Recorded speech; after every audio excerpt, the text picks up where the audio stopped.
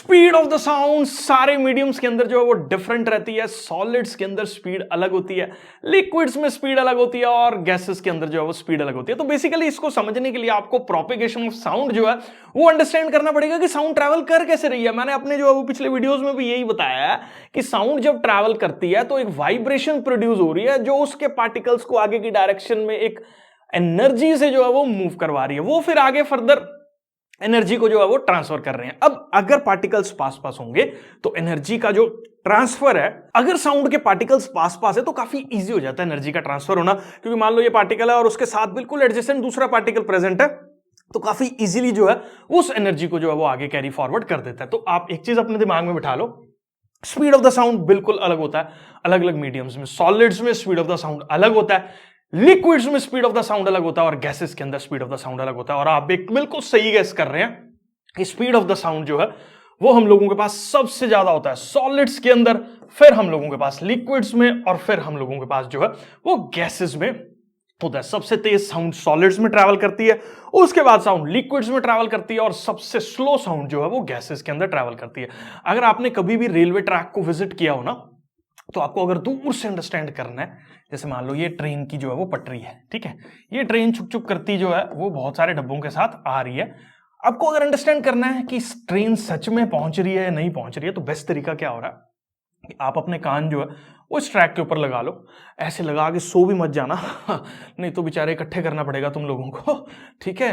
तो कान यहां पे रख देना और ध्यान रखना ट्रेन सामने ना हो। सर ने बोला कान रखने है, भाई कान रख दिए वहां पे जा, ऐसे नहीं, ठीक है। तो आपको एयर से जल्दी आवाज जो है वो यहां से ट्रैवल करती हुई पहुंच जाएगी, मतलब आपको पता चल जाएगा। क्यों? क्योंकि ट्रैक सॉलिड से बना हुआ है।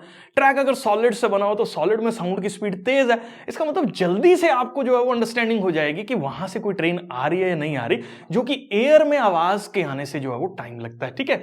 तो इसीलिए यहां से एक मतलब ये काफी अच्छा एग्जांपल है जो इस चीज को अंडरस्टैंड करने में हेल्प कर रहा है कि साउंड जो है वो सॉलिड्स के अंदर फास्टर ट्रैवल करती है, ठीक है। दूसरा, गर्मियों में साउंड जो है वो ज्यादा तेज ट्रैवल करती है। याद रखो velocity of the sound is directly proportional to temperature, ठीक है। टेम्परेचर के डायरेक्टली प्रोपोर्शनल जो है वो हम लोगों के पास साउंड की स्पीड रहती है। जितना ज्यादा टेम्परेचर हम लोगों के पास प्रेजेंट होगा उतनी ही ज्यादा साउंड की स्पीड जो है वो होगी। तो गर्मियों में साउंड की स्पीड समर्स के अंदर कंपैरेटिवली फास्टर मूव कर रही है और विंटर्स के अंदर जो साउंड है कंपैरेटिवली स्लोअर मूव कर रही है, ठीक है। टेम्परेचर के डायरेक्टली प्रोपोर्शनल है।